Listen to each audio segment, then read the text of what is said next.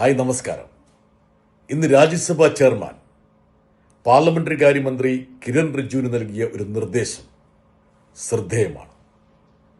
ആ നിർദ്ദേശം ഇന്ന് അധികാരത്തിന്റെ ഇടനാഴികളിൽ പ്രതിധ്വനിക്കുകയാണ്. പ്രതിപക്ഷത്തിന്റെ വികാരമുണ്ട്.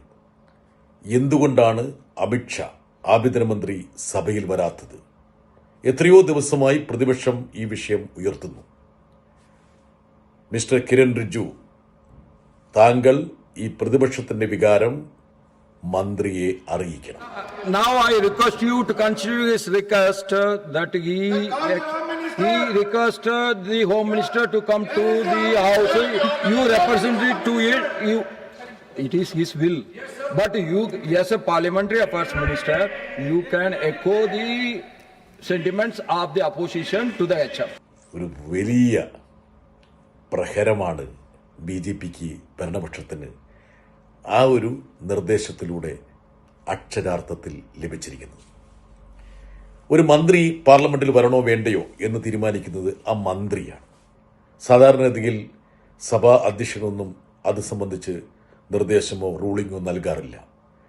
പക്ഷെ പ്രതിപക്ഷത്തിന് ഇങ്ങനൊരു വികാരമുണ്ട് എന്നുള്ള കാര്യം മന്ത്രിയെ അറിയിക്കണമെന്ന് പാർലമെന്ററി കാര്യമന്ത്രി കിരൺ റിജിജുവിന് നിർദ്ദേശം നൽകുക, അതിനർത്ഥം ഒരു പൊതുവികാരമാണ് പ്രതിപക്ഷത്തിൻ്റേത് എന്നത് ഉപരാഷ്ട്രപതി, രാജ്യസഭയുടെ അധ്യക്ഷൻ അടിവരയിടുകയാണ് ചെയ്തത്. ഇതിൻ്റെ പ്രാധാന്യം സർക്കാരിനും ആഭ്യന്തരമന്ത്രിക്കും മനസ്സിലാകുമോ എന്നുള്ളതാണ് ഇനിയുള്ള ചോദ്യം. എങ്ങനെയാണ് ഉപരാഷ്ട്രപതിയുടെ അല്ലെങ്കിൽ രാജ്യസഭാ ചെയർമാൻ്റെ ആ നിർദ്ദേശത്തിലേക്ക് കാര്യങ്ങൾ നീങ്ങിയതെന്ന് ഇന്നത്തെ സഭാ നടപടികളിൽ നിന്ന് മനസ്സിലാവും. പ്രതിപക്ഷ നേതാവ് മല്ലികാർജ്ജുൻ ഖാർഗെയാണ് ആ വിഷയം ഉന്നയിച്ചത്. അതിനുശേഷം ആ വിഷയത്തിൻ്റെ അന്തസത്ത മനസ്സിലാക്കിക്കൊണ്ട് രാജ്യസഭാ അധ്യക്ഷൻ സഭയിലുണ്ടായിരുന്ന പാർലമെന്ററി കാര്യമന്ത്രിക്ക് നിർദ്ദേശം നൽകുകയും ചെയ്തു. സഭയിൽ വരണോ വേണ്ടെന്നൊക്കെ തീരുമാനിക്കുന്ന മന്ത്രിയാണ്.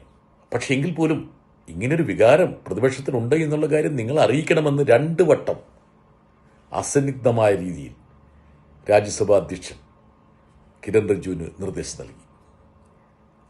സംസാരിക്കാൻ ഏതാനും സെക്കൻഡുകൾ ലഭിച്ചപ്പോൾ ഞാൻ ഇക്കാര്യത്തിൽ സഭാധ്യക്ഷന് നന്ദി പറയുകയും ചെയ്തു. Thank you very much for directing the Parliamentary Affairs Minister to ensure the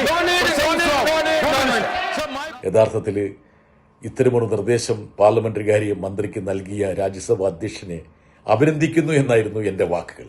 ആ വാക്കുകൾ കേട്ടപ്പോൾ സ്വാഭാവികമായിട്ടും ഭരണപക്ഷത്തിന് അതൊരു പ്രഹരമായിട്ട് തോന്നിയിട്ടുണ്ടാവും. അതുകൊണ്ടായിരിക്കും ഉടനെ തന്നെ ഭരണപക്ഷക്കാർ എഴുന്നേറ്റ് നിന്ന് ബഹളം വെച്ചു.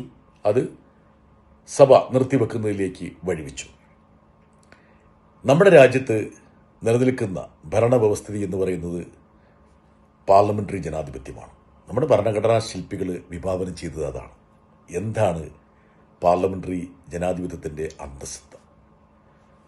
ഗവൺമെന്റ്, എക്സിക്യൂട്ടീവ് പാർലമെന്റിനോട് വിധേയപ്പെട്ട് പ്രവർത്തിക്കണം. പക്ഷേ മോഡി അധികാരത്തിൽ വന്ന ശേഷം സംഭവിച്ച ഒരു വലിയൊരു മാറ്റമുണ്ട്. പ്രധാനമന്ത്രിയുടെ സാന്നിധ്യം പാർലമെന്റിൽ വളരെ ദുർലഭമാണ്. അദ്ദേഹം വന്നാൽ തന്നെ നെടുങ്കൻ പ്രസംഗങ്ങൾ ഏകമാനമായ രീതിയിൽ നടത്തി അദ്ദേഹം പിൻവാങ്ങും. അദ്ദേഹത്തിൻ്റെ വകുപ്പുമായി ബന്ധപ്പെട്ട ചോദ്യങ്ങളോട് പോലും അദ്ദേഹം പ്രതികരിക്കാറില്ല. അദ്ദേഹത്തിൻ്റെ ചുവട് പിടിച്ചുകൊണ്ട് അണ്ണൻ തമ്പി എന്ന രൂപത്തിൽ ഇപ്പോൾ അമിത്ഷായും ആ വഴിക്ക് മുമ്പോട്ട് പോവുകയാണ്. പ്രതിപക്ഷം കഴിഞ്ഞ കുറേ ദിവസമായി 2 ആഴ്ചയായിട്ട് ഉയർത്തുന്നൊരു വിഷയമുണ്ട്.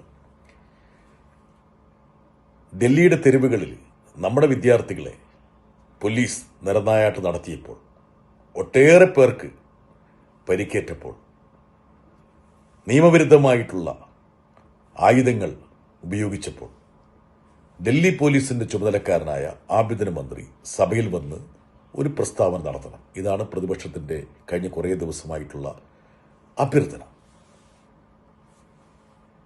പ്രതികരണം നടക്കുന്നില്ല എന്ന് മാത്രമല്ല, പാർലമെന്റിലെ തന്റെ ഓഫീസിൽ ഉപവിഷ്ടനാകുന്ന ആഭ്യന്തരമന്ത്രി ഒരു സഭയിലേക്കും ലോകസഭയിലേക്കോ രാജ്യസഭയിലേക്കോ തിരിഞ്ഞു നോക്കുന്നത് പോലുമില്ല.